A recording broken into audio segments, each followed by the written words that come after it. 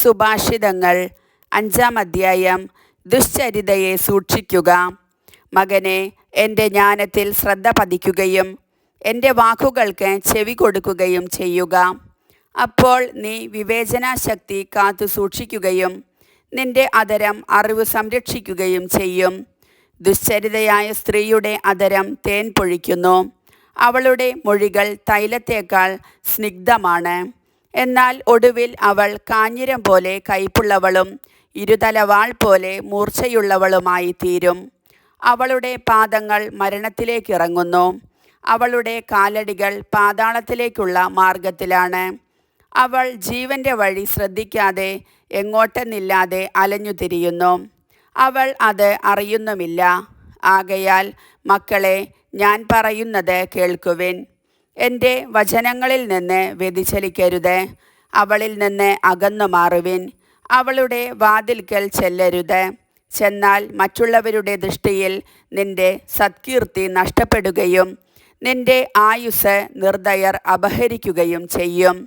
അന്യർ നിന്റെ സമ്പത്ത് മതിയാവോളം അപഹരിക്കുകയും നിന്റെ അധ്വാനത്തിൻ്റെ ഫലം അവരുടെ വീട്ടിലെത്തുകയും ചെയ്യും.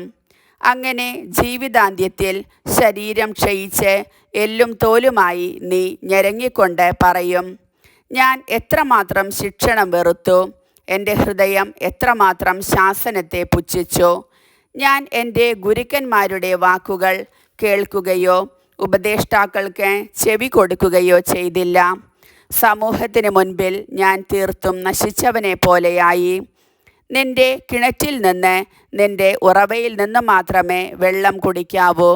നിന്റെ ഉറവകളെ മറുനാട്ടിലും നീരൊഴുക്കുകളെ തെരുവുകളിലും ഒഴുക്കിക്കളയുകയോ?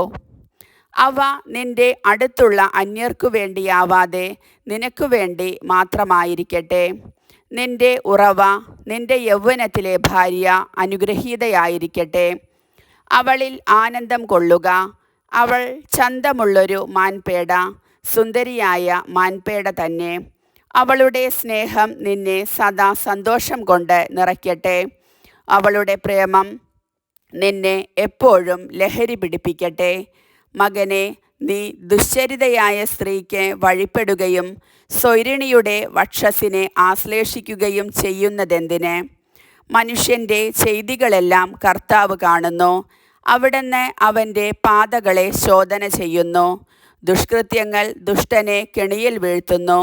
സ്വന്തം പാപത്തിൻ്റെ വലയിൽ അവൻ കുരുങ്ങുന്നു. ശിക്ഷണരാഹിത്യത്താൽ അവൻ മൃതിയടയുന്നു. വലിയ ഭോഷത്വം നിമിത്തം അവൻ നശിക്കുന്നു. കർത്താവിൻ്റെ വചനം.